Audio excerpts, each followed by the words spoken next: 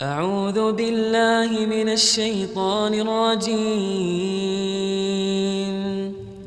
بسم الله الرحمن الرحيم.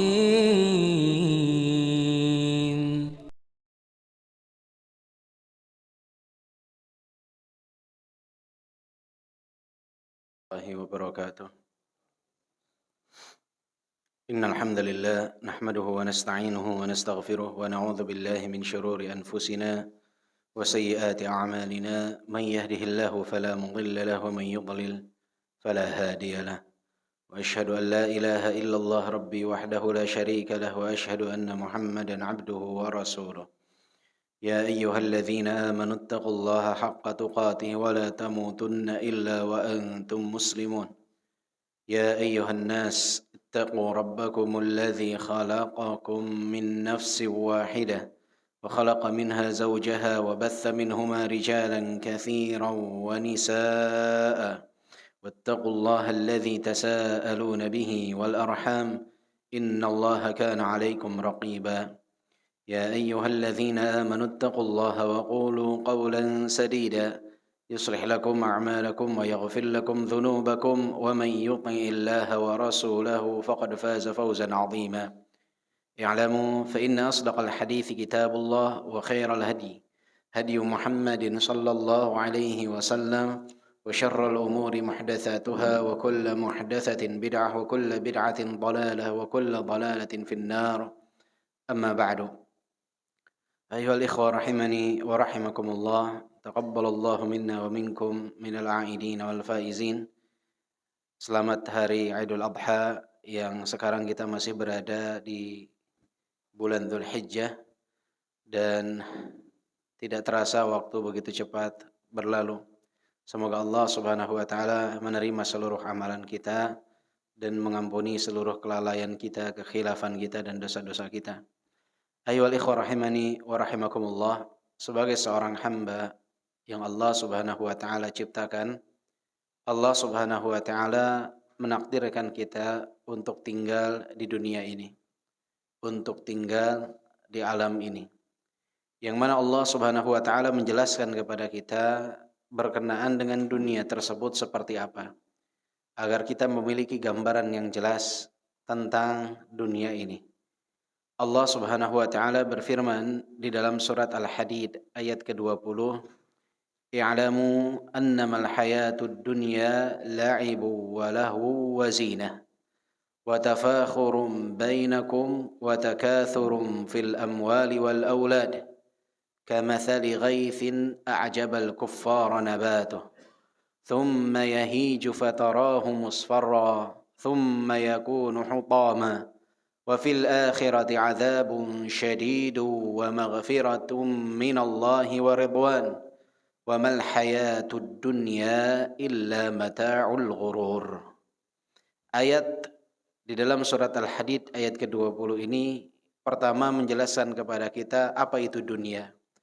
Allah Subhanahu wa taala sebutkan bahwa dunia itu la'ibu wa lahu wa zina wa tafakhurum bainakum wa takathurun fil amwali wal aulad.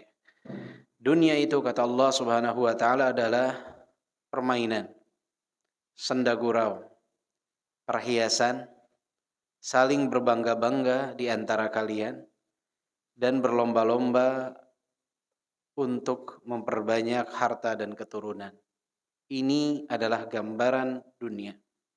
Dunia adalah permainan, senda gurau, perhiasan semata, saling berbangga-bangga di antara kalian, dan juga merupakan tempat di mana orang-orang berlomba-lomba untuk memperbanyak harta dan keturunan.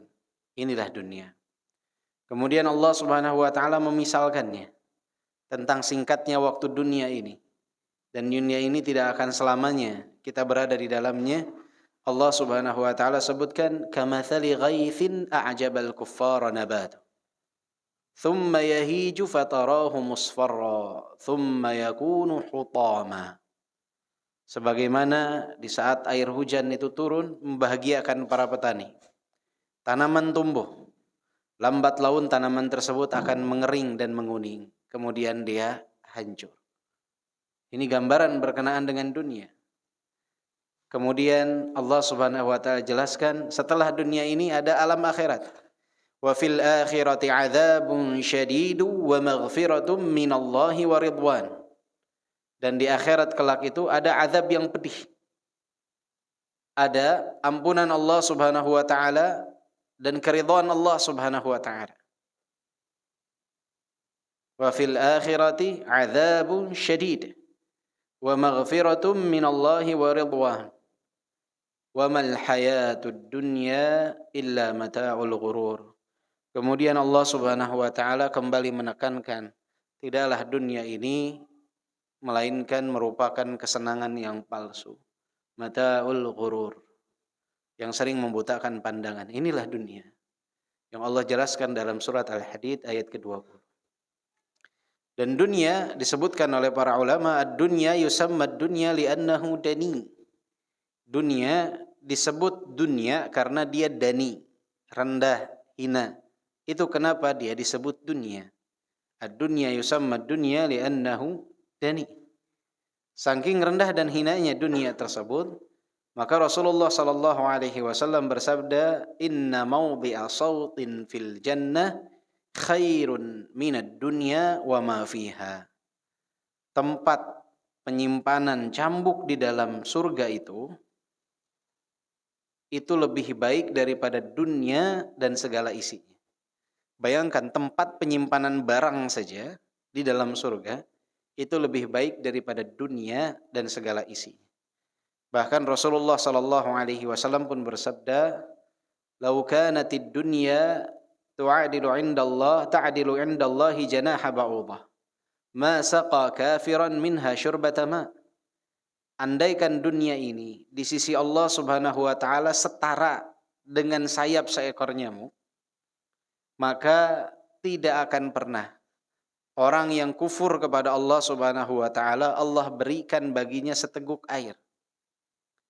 Orang yang kufur, enggan sujud kepada Allah, enggan menyembah Allah, itu andaikan dunia itu setara sayap seekor nyamuk saja, Allah enggak akan kasih kepada mereka kenikmatan dunia walaupun seteguk air. Tapi karena saking tidak berartinya dunia ini di sisi Allah Subhanahu wa taala, Allah berikan kenikmatan yang banyak kepada mereka hamba-hamba Allah, makhluk-makhluk Allah, walaupun mereka kufur kepada Allah dan tidak mau menyembah Allah Subhanahu wa taala. Saking tidak bernilainya dunia tersebut di sisi Allah Subhanahu wa taala. Dan ada satu penjelasan yang cukup luar biasa, yang sangat luar biasa, yang disampaikan oleh Ali bin Abi Thalib radhiyallahu anhu berkenaan dengan dunia ini. Dan ini dinukilkan oleh Al-Imam Al-Qurtubi ketika menafsirkan ayat dalam surat Al-Hadid ayat ke-20 tersebut. Beliau menukilkan perkataan Ali bin Abi Thalib ketika berkata kepada Ammar radhiyallahu anhu. Kata Ali bin Abi Thalib radhiyallahu anhu, "Ya Ammar, la tahzan 'ala ad-dunya, fa inna ad-dunya sittatu asya." Wahai Ammar, janganlah engkau menangisi dunia, karena pada hakikatnya dunia ini hanyalah 6 perkara. Ma'kulun wa mashrubun wa malbusun wa mashmumun wa markubun wa mankuhun. Dunia ini hanyalah 6 perkara. Ma'kulun, apa yang dimakan. Mashrubun, apa yang diminum. Malbusun, apa yang dipakai. Mashmumun, aroma apa yang dicium. Markubun, apa yang ditunggangi. Wa mankuhun, dan apa yang dinikahi. Kemudian Ali bin Abi Thalib menjelaskan, makanan yang terbaik adalah madu, dan dia berasal dari air liur lebah. Minuman yang paling banyak diminum adalah air, dan seluruh makhluk dapat menikmatinya, baik manusia ataupun hewan. Dan pakaian yang terbaik adalah sutra, dan dia merupakan hasil tenunan ulat. Aroma terbaiknya adalah al-misk, dan salah satu sumbernya dia berasal dari darah rusa. Ada juga aroma minyak wangi yang berasal dari muntahnya ikan paus. Dan tunggangan terbaiknya adalah kuda. Berapa banyak orang yang wafat ketika berada di atasnya dalam medan peperangan. Dan yang dinikahi adalah wanita. Dan pernikahan, hubungan suami istri adalah ketika masuknya tempat keluar kotoran ke dalam tempat keluar kotoran, kata Ali bin Abi Thalib. Dan berapa banyak wanita yang menghiasi bagian terbaik dalam dirinya, yaitu wajahnya, agar terlihat menawan, agar terlihat cantik. Tapi banyak para lelaki yang hanya berharap bagian paling menjijikkan yang ada pada dirinya justru yang jadi harapan para lelaki, yaitu tempat keluar kotoran tadi. Inilah dunia, kata Ali bin Abi Thalib radhiyallahu anhu warḍah. Dan ini disampaikan, dinukilkan oleh Al-Imam Al-Qurtubi dalam tafsirnya ketika menafsirkan surat Al-Hadid ayat ke-20. Ternyata sesuatu yang terbaik di dunia ini banyaknya berasal dari sesuatu yang kita anggap tidak ada keistimewaan di dalamnya. Ternyata sutra yang istimewa itu tenunan ulat. Ternyata madu yang nikmat itu air liur lebah. Subhanallah. Yang sering kita perjuangkan berlomba-lomba di dalamnya. Maka Ali bin Abi Thalib pun pernah ditanya kembali, siflana dunya, gambarkanlah kepada kami tentang dunia.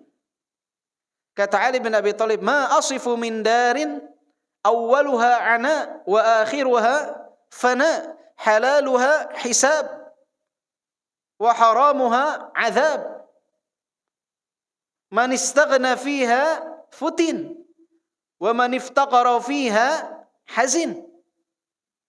Apa yang kalian inginkan dariku menggambarkan tentang satu tempat yang segala sesuatunya bermula dari kesulitan dan akan berakhir dengan kefanaan.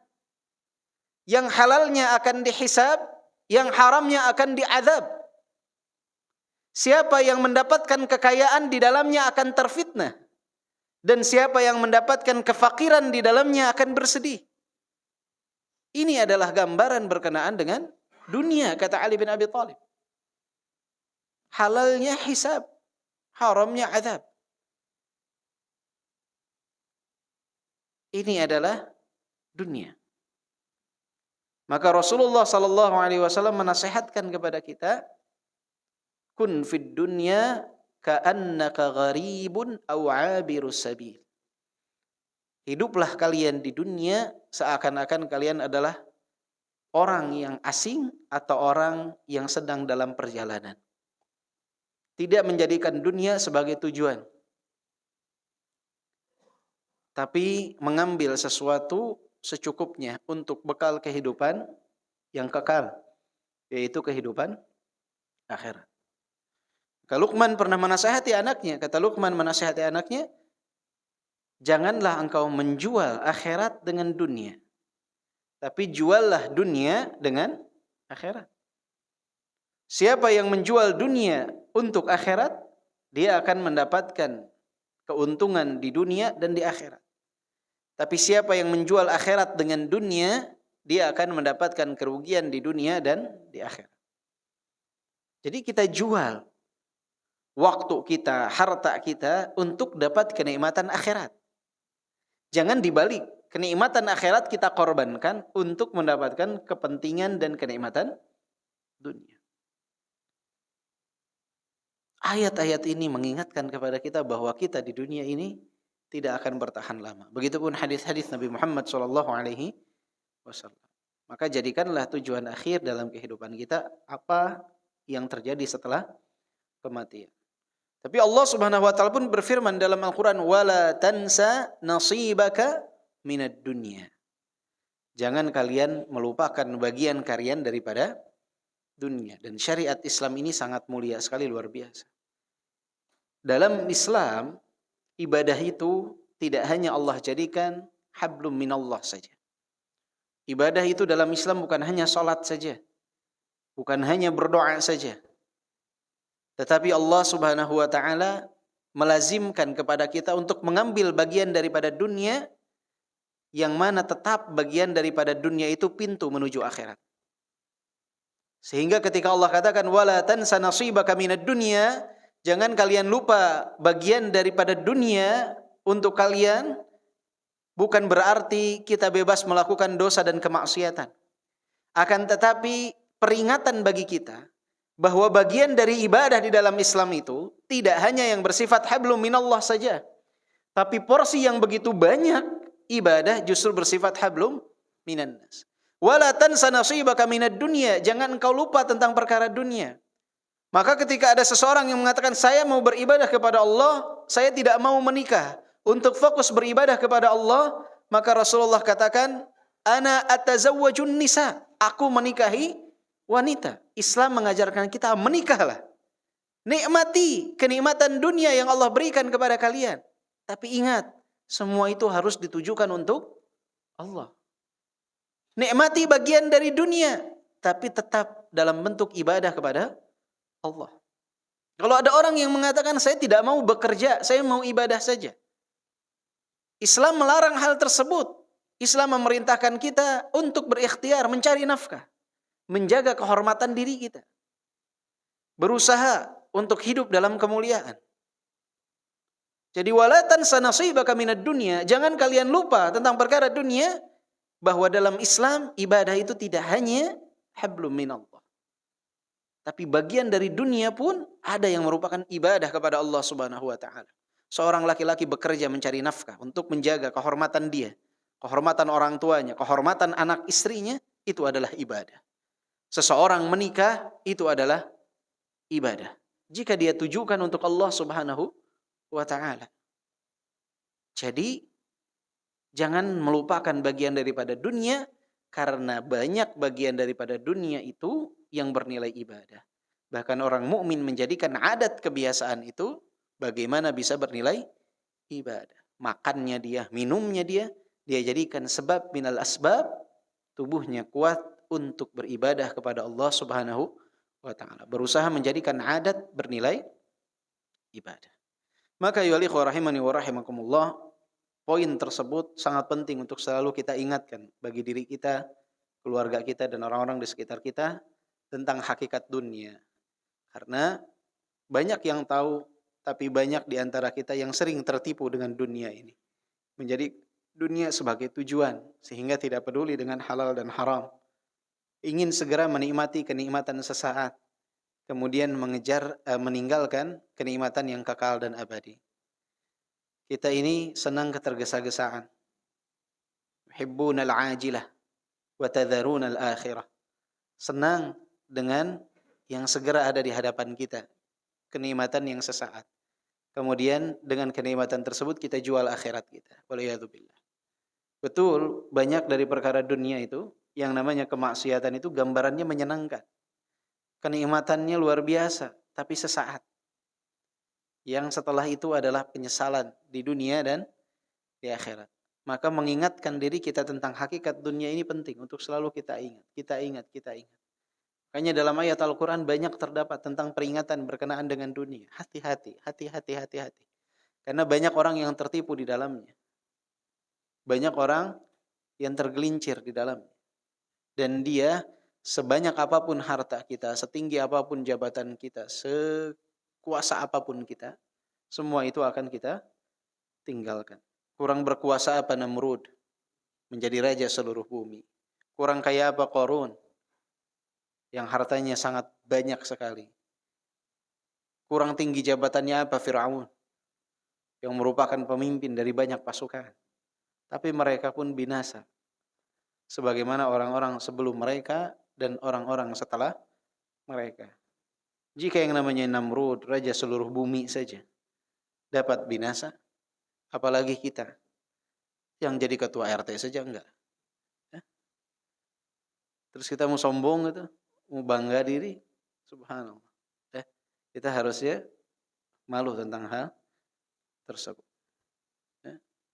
Kalau Qarun saja dengan mudah Allah Subhanahu wa taala binasakan. Hartanya banyak, luar biasa. Harta kita sedikit, tidak banyak. Terus kita mau berlaga sulit. Maka semoga Allah Subhanahu wa taala menjadikan kita faham tentang hakikat dunia dan betul-betul dapat mengamalkan apa yang kita fahami. Amin ya rabbal alamin. Ayohal ikhwah rahimani wa rahimakumullah. Insyaallah kita lanjutkan pembahasan kita dari kitab At-Tuhaf bil Ma'thur 'anis Salaf, dan kita sekarang masuk ke dalam bab ke-97. Bab ke-97. Ada 4 bab lagi. Mungkin bisa kita selesaikan pekan depan ya insyaallah.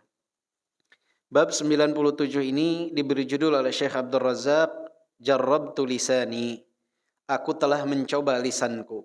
Diberi judul, Aku telah mencoba lisanku. Di sini Syekh Abdul Razak Al-Badr hafizahullah menukilkan perkataan dari Tawus rahimahullah yang terdapat dalam kitab As-Samad di Ibni Abi Dunya. Di sini disebutkan kana Tawus rahimahullah ya'tadhiru min tulis sukut wa yaqul inni jarrabtu lisani fawajadtuhu la'iman radi'a. Tawus itu memohon maaf karena begitu lamanya beliau itu diam, jarang sekali berbicara. Beliau Tawus memohon maaf karena beliau jarang berbicara, lama sekali berdiam diri. Wa yaqul, dan beliau berkata, inni jarrabtu lisani fawajadtuhu la'iman radi'a. Sesungguhnya aku telah pernah mencoba lisanku ini untuk berbicara. Fawajadtuhu la'iman radi'a, dan aku dapati lisanku itu amat busuk dan hina. Ini yang dikatakan oleh Tawus, ulama yang sangat luar biasa sekali. Beliau memilih untuk banyak diam karena beliau katakan, aku telah mencoba lisanku dan ternyata banyak yang keluar dari lisan itu di saat aku banyak bicara adalah ucapan yang busuk dan hina. Ini bentuk kerendahan hati dari Tawus rahimahullah. Maka Syekh Abdul Razak hafizahullah mengatakan, yuqalu likulli la'imin idza ta'akkada lu'muhu la'imun radi'un. Dikatakan kepada orang yang la'im, orang yang berkata busuk dan hina, idza ta'akkada lu'muhu, jika dipastikan ucapannya itu hina ataupun kotor dengan ucapan la'imun radi'un. Jadi orang yang betul-betul la'im itu sering menyebutkan atau sering disebut dengan kata la'imun radi'un. Wa man yujarrib lisanahu yajidhu bihadzal wasf aw ashad. Siapa yang pernah mencoba menghisab lisannya, maka pada hakikatnya dia akan dapati lisannya itu ya seperti ini atau bahkan lebih. Wa man kana yu'minu billahi wal yawmil akhir falyaqul khairan aw liyasmut. Maka solusinya barang siapa yang beriman kepada Allah dan hari akhir berkata yang baik atau diam. Jadi kalau kita mau insaf, betul-betul melihat secara objektif tentang lisan kita ini, tentang apa yang kita ucapkan, kita akan dapati apa yang didapati oleh Tawus rahimahullah bahkan lebih parah. Karena siapa kita dibandingkan dengan Tawus rahimahullah? Beliau hisab lisannya sebelum bertemu dengan yaumul hisab. Kita sering lupa tentang apa yang telah kita ucapkan dari lisan kita. Ucapan kotor, kata-kata yang kotor, kata-kata yang kasar. Yang sangat menyedihkan, banyak di antara kaum muslimin di zaman sekarang dia mengucapkan kata-kata yang kotor, mengucapkan kata-kata yang kasar, kemudian dia katakan ini bagian daripada ketegasan. Subhanallah. Ya. Tegas itu mengatakan yang hak itu hak, yang batil itu batil. Berbeda antara ketegasan dengan ucapan kotor. Banyak yang sering salah memahami. Dia berkata ucapan kotor, segala kebun binatang keluar dari lisannya. Kemudian mengatakan saya ini tegas apa adanya. Lah, tegas itu untuk katakan hak, batil. Nggak perlu pakai ucapan-ucapan kotor. Jadi banyak yang salah persepsi berkenaan dengan hal tersebut. Dan di sini pun Syekh Abdul Razak mengingatkan kepada kita bahwa solusi dari lisan adalah dengan banyaknya diam. Berkata yang baik atau diam. Dan ini sulit. Kalau di waktu kecil kita belajar untuk berbicara, maka setelah kita baligh hingga akhir hayat kita, kita itu akan belajar untuk diam. Jadi kecil itu kita belajar untuk bicara. Sampai usia balita, sampai masuk SD, kita lancar sudah bicara. Setelah itu yang paling sulit adalah bagaimana mengatur diri kita untuk banyak diam. Dan itu proses belajarnya panjang sampai akhir hayat. Belajar untuk diam. Enggak jauh-jauh, lihat di hari Jumat. Saat adanya khutbah Jumat. Khutbah Jumat itu wajib untuk didengarkan. Dan Allah Subhanahu wa taala telah mengatur syariat yang sangat luar biasa sekali. Orang yang datang ke dalam khutbah Jumat banyaknya karena kewajiban. Allah Subhanahu wa taala memerintahkan Nabi sallallahu alaihi wasallam untuk menyunnahkan yang namanya khutbah itu singkat. Karena banyak orang yang datang itu karena kewajiban, bukan karena keinginan semata. Singkat. Kurang lebih khutbah Jumat sekarang itu berapa menit? 10 sampai 15 menit. Singkat. Dan dianjurkan untuk meninggikan suara. Kenapa? Agar orang fokus dengan apa yang disampaikan. Tapi nyatanya masih banyak yang ketika adanya khutbah Jumat mereka berbicara. Padahal 1 jam itu 60 menit. 1 hari itu 24 jam. Berarti sekitar 1440 menit per hari dia punya. Kali 7. 1440 kali 7 berapa? Banyak. Berapa?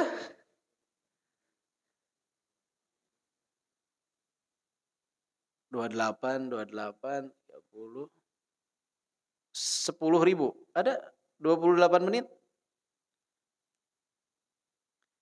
10.280 menit, benar gak? Hah? 10.080 menit? Ya, 10.080 menit. Bayangin, 10.080 menit dia punya waktu seminggu, disuruh sabar gak ngomong 10 menit gak bisa deh. 10 menit wajib dia diam, gak bisa, tetap pengen bicara. Menggambarkan begitu sulitnya yang namanya menjaga lisan. 10.000 menit dia punya dalam 1 pekan. Diperintahkan untuk diam 10 menit susah. Maka kecerdasan seseorang, akal seseorang itu terlihat dari bagaimana dia menjaga lisan. Lisan ini Allah takdirkan tidak bertulang. Dan dia tuh bisa lebih tajam daripada pisau. Antum pukul orang, mungkin sebulan dia lupa. Tapi antum caci maki orang, seumur hidup dia sulit untuk lupa. Itu bahayanya lisan. Infeksinya gak habis-habis. Akan terluka orang yang terkena sayatan lisan. Maka hati-hati dengan yang namanya lisan. Sampai Rasulullah mengatakan, man yawman li baina lahyaihi wa baina rijlaihi adman lahul jannah. Siapa yang menjaminkan untuk lisannya dan kemaluannya, aku jaminkan untuknya surga. Maka pertimbangkan apa yang kita akan ucapkan. Kita telah bahaskan bahwa Allah Subhanahu wa taala memberikan kita lisan 1. Pendengaran, telinga Allah kasihkan 2. Simbolnya agar kita lebih banyak dengar daripada bicara.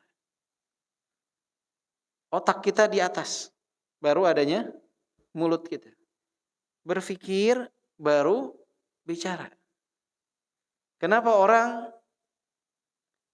yang tidak berakal sering disebut otaknya didengkul? Ucapan ini sering dengar ya?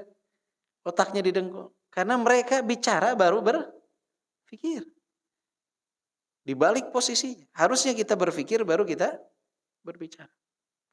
Karena ketika kita berbicara, apa yang kita ucapkan itu memiliki kita. Tapi ketika kita belum berucap, kita memiliki ucapan tersebut.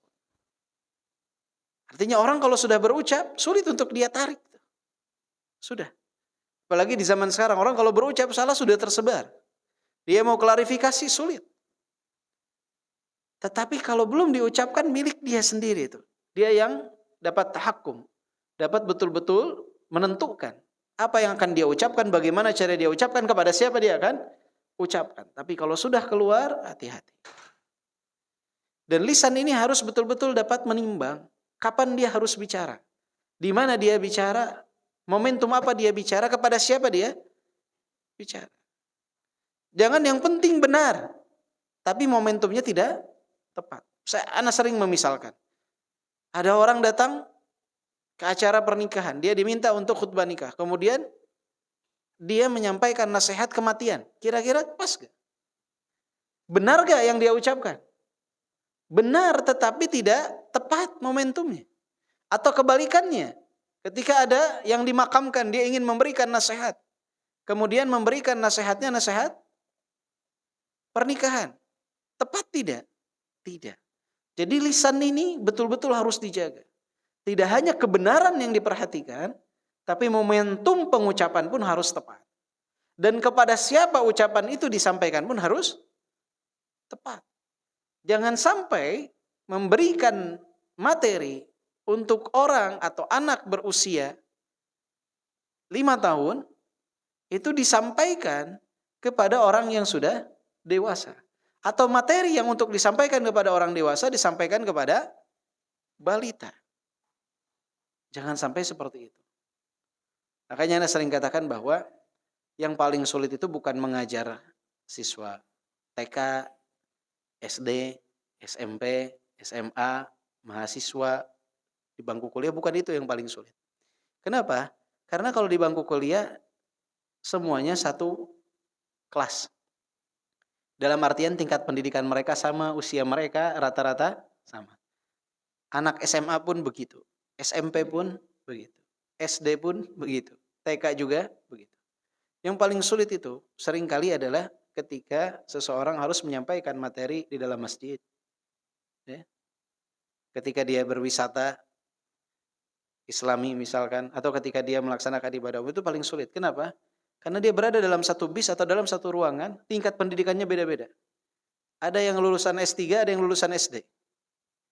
Ada yang balita, ada yang dewasa. Itu adalah sesuatu yang paling sulit. Kenapa? Karena jangan sampai kita menyampaikan satu materi yang sangat tinggi, sehingga anak-anak yang masih usia remaja, atau orang tua yang berpendidikannya tidak begitu tinggi, tidak memahami apa yang disampaikan. Atau jangan juga yang dituju hanya anak-anak yang berusia balita atau anak-anak yang belum remaja atau orang-orang yang berpendidikannya tidak terlalu tinggi. Kemudian orang-orang yang berpendidikan tinggi merasa bahwa materi tersebut tidaklah menarik. Itu yang paling sulit. Dan itu perlu pembelajaran. Dan itu perlu khibrah. Dan itu sangat luar biasa. Dan sepandai apapun seseorang memiliki keilmuan, sepandai apapun seseorang berretorika, tetap saja itu adalah sesuatu yang sangat sulit untuk dapat ucapannya dipahami oleh semua orang yang memiliki latar belakang yang berbeda. Maka harus tepat apa yang diucapkan. Tidak hanya baiknya, tapi juga tepat atau tidaknya pengucapan tersebut. Hati-hati dengan yang namanya lisan. Ya. Kalau kita mau jujur terhadap diri kita, tentunya kita lebih parah daripada apa yang dikatakan oleh Taus terhadap diri. Dan ini bentuk ketawaduan beliau. Bukan berarti beliau itu sering mencaci maki orang, tidak. Tapi beliau melihat bahwa yang paling aman untuk dirinya adalah lebih banyak diam daripada banyak berbicara. Padahal keilmuannya sangat-sangat mumpuni. Padahal ketakwaannya luar biasa. Tetapi beliau melihat bahwa diam adalah solusi dari banyak perkara. Kemudian bab berikutnya diberi judul oleh Syekh Abdul Razak di bab 98 adalah Al-Akhdhu 'anil Akabir. Bagaimana seseorang mengambil ilmu dari akabir. Mengambil ilmu dari akabir. Apa itu akabir? Kata Syekh As-Suhaimi rahimahullah mengatakan, Al-Usaimi rahimahullah mengatakan, humul jami'una fi kibarihim bainal ilmi was sin. mereka adalah yang bersatu di dalam diri mereka di antara besarnya ilmu dan besarnya usia. Jadi yang disebut akabir, orang-orang yang besar, ini bukan hanya besarnya usia, tetapi juga menyatu antara besarnya usia dengan besarnya ilmu. Di sanalah puncak dari kematangan seseorang. Ketika bergabung di dalamnya usia dan ilmu, akan semakin matang. Banyak orang yang usianya dewasa, sudah besar, bahkan sudah tua, tetapi keilmuannya minim. Ada juga yang keilmuannya luar biasa, tetapi usianya minim, belum matang dia, merasakan asam garam dalam dakwah. Maka seseorang jika mau mengambil ilmu, usahakanlah untuk mengambil ilmu dari al-akabir, selagi Allah Subhanahu wa taala masih menghidupkan mereka. Orang-orang yang secara keilmuan tinggi dan secara usia itu lebih tua. Kenapa? Karena mereka sudah sangat-sangat matang dalam berbagai aspek kehidupan. Maka di sini Syekh Abdul Razak rahimahullah menukilkan perkataan dari Abdullah bin Mas'ud, sahabat Abdullah bin Mas'ud radhiyallahu anhu, yang dinukilkan oleh Al-Imam At-Tabarani di dalam Al-Mu'jam Al-Kabir.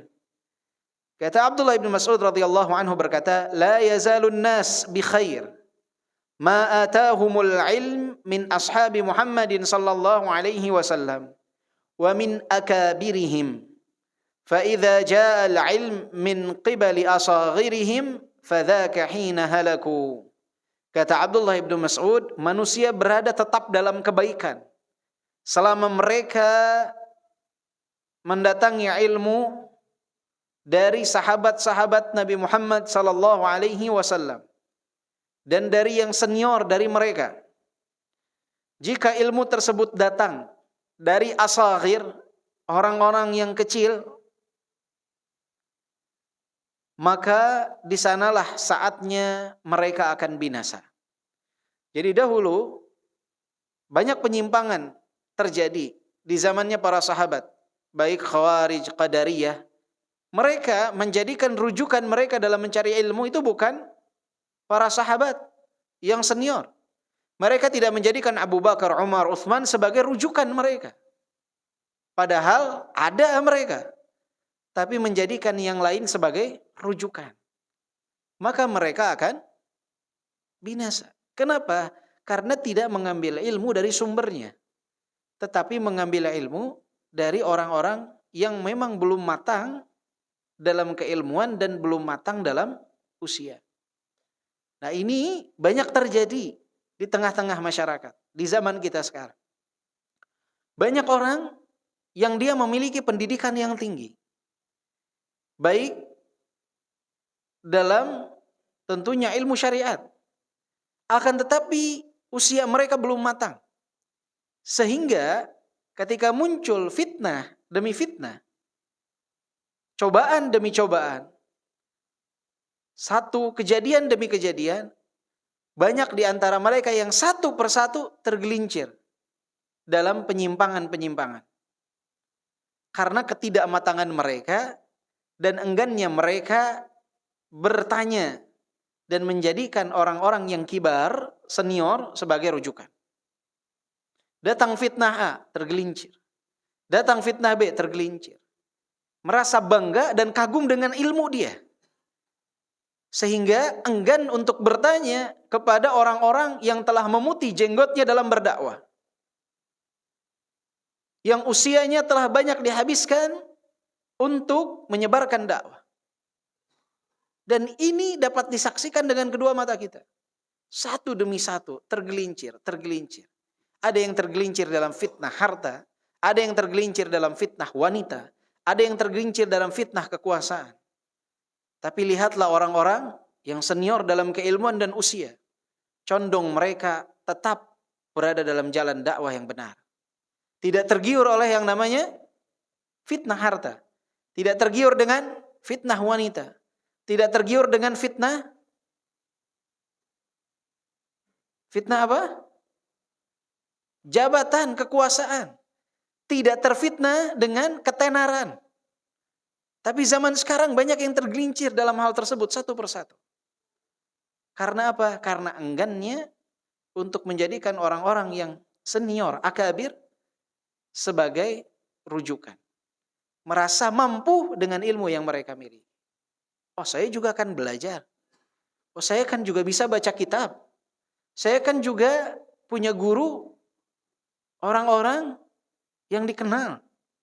Saya kan punya ijazah nih. Kalau fulan tidak punya ijazah, saya punya ijazah nih. Ingat ya ikhwah, ijazah tanda kita pernah belajar. Bukan tanda kita bertakwa kepada Allah Subhanahu wa taala. Bukan tanda kita menguasai ilmu tersebut dan mengamalkan ilmu tersebut. Maka jangan pernah silau dengan hal ini. Dan ini harus kita ingatkan kepada diri kita dan kepada anak-anak kita kelak. Karena kalau tidak diingatkan kepada anak-anak kita juga, kelak anak-anak antum, ketika dia mulai dewasa, dia mendapatkan pendidikan SMP, SMA di pesantren misalnya, dia akan merasa jumawa melihat dia lebih hebat daripada ayahnya. Ayahnya belum lancar membaca Al-Quran, ana udah hafal 30 juz, ana lebih tahu daripada ayah ana. Itu akan terjadi ketika dia tidak melihat ayahnya betul-betul menjadikan akabir, orang-orang yang senior ini sebagai rujukan. Anaknya nanti akan membalas ayahnya tersebut. Maka ketika ayahnya berbicara, nak kamu jangan begitu. Ayah tahu apa dalam hatinya walaupun tidak diucapkan. Saya ini hafal 30 juz. Saya ini lulusan pesantren. Ayah ini sekolahnya dulu di mana? Dalam hati dia walaupun tidak diucap. Enggak sedikit juga yang mengucapkan. Tapi ada yang tidak mengucapkan tapi dalam hatinya seperti itu. Kenapa? Jumawa dengan ilmunya. Maka harus diingatkan terus dari semenjak mereka kecil. Bahwa ilmu itu harus disertai dengan adab. Dan salah satu bentuk adab seseorang dalam segala hal, dalam banyak perkara, dia harus lihat seperti apa langkah orang-orang yang lebih lama di dalam dakwah. Yang jengotnya telah memutih untuk menyebarkan dakwah. Terlebih di zaman atau momentum-momentum fitnah. Itu jangan berucap kecuali lihat. Cukup junior itu menjadi pengikut. Khususnya dalam perkara-perkara yang besar. Karena kalau tidak kacau. Ini pernah terjadi. Bukan di Indonesia nih ya. Ini pernah terjadi di negeri Yaman. Di negeri Yaman itu ada ulama-ulama senior. Yang Masya Allah, Tabarakallah dikenal usianya, keilmuannya, semuanya. Kemudian muncullah asagir. Disebutnya, kalau di kita mungkin katanya ustaz-ustaz muda ya. Syekh-syekh muda kalau di sana. Subhanallah, ayuhal ikhwah, terjadi fitnah yang sangat luar biasa sekali. Gara-gara banyak orang saat itu menjadikan asagir ini sebagai rujukan. Sebagai panutan. Tidak didengar ulama-ulama yang senior itu. Karena menganggap ini retorikanya lebih bagus daripada yang senior. Ini hafalannya lebih bagus daripada yang senior. Ini cara penyampaiannya lebih hebat daripada yang senior. Akhirnya banyak di antara mereka yang tergelincir. Bahkan tokoh-tokoh yang dijadikan panutan ini, ada di antara mereka yang menyeberang. Membelah negeri Yaman. Ingin membentuk satu negara baru. Tergelincir dalam penyimpangan demi penyimpangan. Orang yang ditokohkan. Bukan pernah datang, salah satu dari mereka datang ke Indonesia nih. Bikin daurah segala di Indonesia. Sekarang menjadi salah satu tokoh oposisi untuk membentuk negara baru. Keluar dari manhaj salaf. Nampak di tengah-tengah wanita. Bahkan tidak sungkan untuk bersama dengan tokoh-tokoh di luar Islam. Penyimpangannya sesuatu yang sangat mengagetkan sekali. Ketika junior diposisikan sebagai senior. Jadi jangan pernah jumawa dengan ilmu. Terlebih di zaman fitnah, lihat langkah yang senior. Nanti nih, antum kan bentar lagi zaman pemilu nih. Ini zaman fitnah luar biasa. Nah nanti ketika zaman tersebut, lihat langkah al-akabir. Lihat langkah orang-orang yang senior dalam ilmu dan usia. Apa nasihat mereka? Ikuti. Apa anjuran mereka? Ikuti. Jangan silau dengan gelar seseorang. Jangan silau dengan sebatas ilmu tanpa usia. Ataupun usia tanpa ilmu. Selagi masih ada orang yang berilmu dan usia yang matang, cukup antum jadikan itu sebagai panutan. Insya Allah akan mendapatkan keselamatan. Dan jangan tergesa-gesa. Ya, hati-hati. Nah, di sini disebutkan oleh Syekh Abdul Razak, beliau kembali menukilkan perkataan dari Ibnu Qutaibah rahimahullah. Sa'altu an qawlihi la yazalun nas bi khair ma akhadul ilmin akabirihim. Aku bertanya tentang ucapannya, manusia tetap berada dalam kebaikan selama mereka mengambil ilmu dari al-akabir, dari seniornya. Yaridu maksudnya adalah la yazalun nasu bi khair ma kana ulama'uhum al-masyayikh wa lam yakun ulama'uhum al-ahdath. Manusia berada tetap dalam kebaikan selama mereka jadikan ulama mereka itu al-masyayikh, orang-orang yang cukup dalam usia, senior dalam usia. Wa lam yakun ulama'uhum al-ahdath. Ulama bagi mereka itu bukan hanya punya ilmu tapi usianya masih minim. Lianna syekh qad zalat anhu mut'atus syabab wa hiddatuhu wa ajalatuhu wa safahuhu. Karena orang yang lebih tua itu dia sudah selesai dari masa-masa kenikmatan masa muda. Yang mana anak-anak muda itu sering tergesa-gesa, sering berucap baru berpikir. Ini masa-masa muda. Terjadi pada siapapun. Orang yang telah tua, masa itu telah selesai bagi diri dia. Wastashabat tajribah wal khibrah. Dan mereka sudah mencoba berbagai macam kejadian. Telah mengalami berbagai macam kejadian. Mereka punya khibrah, punya pelajaran. Punya pengalaman yang sangat luar biasa, yang sangat mendalam. Fala yadkhulu alaihi fi ilmihi asyubha. Maka tidak masuk lagi tuh syubhat ke dalam pemikiran-pemikirannya. Kenapa? Karena dia telah melalui masa-masa tersebut dan dia nampak jelas tetap dalam pendirian. Wala yaghribu alaihi al-hawa. Dan dia pun tidak dikuasai oleh hawa nafsu. Ingin tenar, ingin harta, ingin yang semisal dengan enggak. Sudah lewat masa tersebut, masa-masa muda tuh. Wala yamilu bihi at-tama', enggak ada kerakusan. Hubbur riasah, ingin memimpin tuh enggak ada. Tama', kerakusan tuh tidak ada. Wala yastazilluhu syaitan istizlal al-hadath wa ma'assin al-waqar wal jalala wal haibah. Dengan usia yang matang itu ada ketenangan pada diri mereka. Kewibawaan pada diri mereka. Wal hadath qad tadkhulu alaihi hadzal umur allati uminat ala syekh. Sedangkan anak-anak yang masih muda, ini perkara-perkara yang tadi disebutkan masih memungkinkan masuk ke dalam diri mereka. Sedangkan orang-orang yang telah tua relatif lebih aman daripada hal-hal tersebut. Karena ia telah melewati hal itu. Dan orang melihat jelas sampai usianya tua, sampai usianya matang, hal tersebut masih mereka lakukan. Artinya mereka selamat dari ujian-ujian tadi. Fa idza dakhalat alaihi wa afta halaka wa ahlak. Maka kalau yang muda ini dijadikan sebagai panutan, terlebih di zaman-zaman yang kritis, kemudian masuk salah satu unsur tadi, hawa nafsu, ingin tenar, ingin kuasa dan lain sebagainya, masuk salah satu unsur tadi, terfitnah dia di dalamnya, maka dia akan binasa dan orang-orang yang mengikutinya pun akan binasa. Makanya itulah kenapa kita harus mengambil ilmu dari akabir. Orang-orang yang senior, yang telah merasakan asam garam dakwah. Itu terlebih di zaman yang fitnah, ya. Kalau mungkin antum dengar kajian Tazkiyatun Nufus, Arba'in Nawawi, itu bisa kepada siapa. Tapi kalau momentum-momentum kritis, momentum-momentum fitnah, itu hati-hati dalam memilih sikap. Amannya ikuti orang-orang yang senior dalam. Bahkan anak dengar kajian dari Syekh Al-Utsaimin, beliau itu memisalkan dirinya, padahal Masya Allah keilmuannya, ya, usianya bukan muda lagi. Tapi beliau memposisikan dirinya sebagai asagir. Ya, sebagai asagir. Masih junior beliau. Padahal usianya berapa? Ya, mungkin di atas 50, 60-an mungkin. Masih menganggap dirinya junior.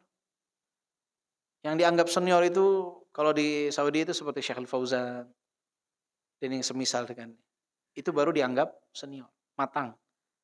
Syekh Abdul Muhsin, matang. Sedangkan ini disebutnya junior, Masya Allah. Di kita umur 30, 35, 40 masih menganggap dirinya sudah senior. Ya. Langsung. Ada masalah kecil, bicara. Ada masalah yang harusnya yang bicara bukan dia, bicara. Akhirnya banyak yang tergelincir. Fitnah, akhirnya adu domba terjadi di mana? Hati-hati. Wabil khusus di zaman fitnah, ini nasihat dari Abdullah Ibnu Mas'ud bahwa kita harus mengambil ilmu dari akabir, ya, dari orang-orang yang senior dalam dakwah. Dan jangan sampai momentum kita untuk mengambil ilmu dari mereka itu terlewat dengan wafatnya mereka. Ada nasihat berharga dari Abu Darda radhiyallahu anhu. Beliau mengatakan, "Mali ara ulama'akum yadhhabun wa juhalukum la yata'allamun." Apa yang nampak pada kalian? Ulama-ulama kalian telah pergi, telah wafat. Sedangkan orang-orang yang jahil di antara kalian tidak ada yang menuntut ilmu. Fata'allamu qabla an yurfa'al ilm. Tuntutlah ilmu sebelum ilmu itu diangkat. Fa inna raf'al ilm dhihabul ulama. Karena diangkatnya ilmu itu dengan wafatnya para ulama. Keheranan Abu Darda. Ulama kalian meninggal satu demi satu, tapi kalian tidak juga mau menuntut ilmu. Tuntutlah ilmu sebelum ilmu itu hilang. Bagaimana ilmu itu hilang diangkatnya ilmu? Dengan wafatnya para ulama. Maka kita harus mengambil ibrah dan pelajaran dari hal tersebut. Ya, tuntutlah ilmu, belajarlah, bil khusus di zaman-zaman fitnah. Lihatlah orang-orang yang merupakan akabir, yaitu jami'una fi kibarihim bainal ilmi wassin, yaitu yang menyatu di antara mereka besarnya ilmu dengan besarnya usia. Besarnya ilmu dengan besarnya usia. Dan jangan memberikan tuduhan-tuduhan kepada mereka dengan tuduhan-tuduhan yang tidak tepat. Karena banyak di zaman sekarang menganggap, wah mereka kan gak faham. Orang-orang yang itu kan udah tua, gak faham perkembangan zaman. Subhanallah. Ini tuduhan-tuduhan yang sangat mengerikan. Imam Ahmad bin Hanbal itu pernah ditanyakan tentang seseorang itu yang dia menuntut ilmu kepada asagir, tidak menuntut ilmu kepada akabir. Padahal yang akabir ini ada, tapi menuntut ilmu kepada asagir. Kata Imam Ahmad bin Hanbal, "Law yutlabul ilmu hakadha, law tulibal ilmu hakadha, matal ilm. Laisa yutlabul ilmu hakadha, law tulibal ilmu hakadha, matal ilm. Innama yu'khadhul ilmu 'anil akabir." Bukan seperti itu cara menuntut ilmu. Andai saja orang menuntut ilmu dengan cara seperti ini, maka ilmu itu akan mati. Tetapi ambillah ilmu dari al-akabir, dari orang-orang yang lebih senior. Maka kata Syekh Abdul Razak kan di bab ke-47 yang pernah kita bahas, ini adalah kondisi orang yang dia meloncati satu tangga ilmu. Tidak mau mengambil kepada yang lebih senior, dia malah mengambil kepada yang setelahnya. Imam Ahmad mengatakan ini bukan seperti ini yang namanya ilmu, kata beliau. Lantas apa yang akan dikatakan oleh mereka kepada orang-orang yang berani mencela dan mencaci maki al-akabir ini, bahkan bersuudzon kepada mereka? Ini lebih lagi. Jadi hilangkan kesuudzonan kita kepada mereka, harus berhusnudzon kepada orang-orang yang telah merasakan asam garam dalam dakwah. Wallahu a'lam bishawab. Mungkin itu yang bisa Anda sampaikan. Tinggal pertemuan kita dari kitab At-Tuhaf bil Ma'thuri Anis Salaf, insyaallah satu pertemuan lagi yang diberi judul oleh Syekh Abdul Razak dengan Al-Ghina Yunbitun Nifaq. Musik dapat menumbuhkan kemunafikan. Dan bab ke-100-nya adalah Jazakallahu khaira. Bab ke-100-nya diberi judul oleh beliau Jazakallahu khaira. Nah, ini insyaallah kita bahas pekan depan. Semoga Allah mudahkan langkah kita. Kalau pekan depan jadwalnya sama lagi jam 7 insyaallah ya ikhwah. Semoga kembali normal lagi insyaallah. Dan nanti insyaallah kita lihat apa yang dapat kita bahas setelah selesainya kitab At-Tuhaf bil Ma'thur Anis Salaf ini. Wallahu a'lam bishawab. Al-'afwu minkum atas segala kekurangan dan kekhilafan. Kita tutup dengan doa kafaratul majlis. Subhanakallahumma bihamdika asyhadu an la ilaha illa anta astaghfiruka wa atubu ilaik. Walhamdulillahirabbil alamin. Assalamualaikum warahmatullahi wabarakatuh.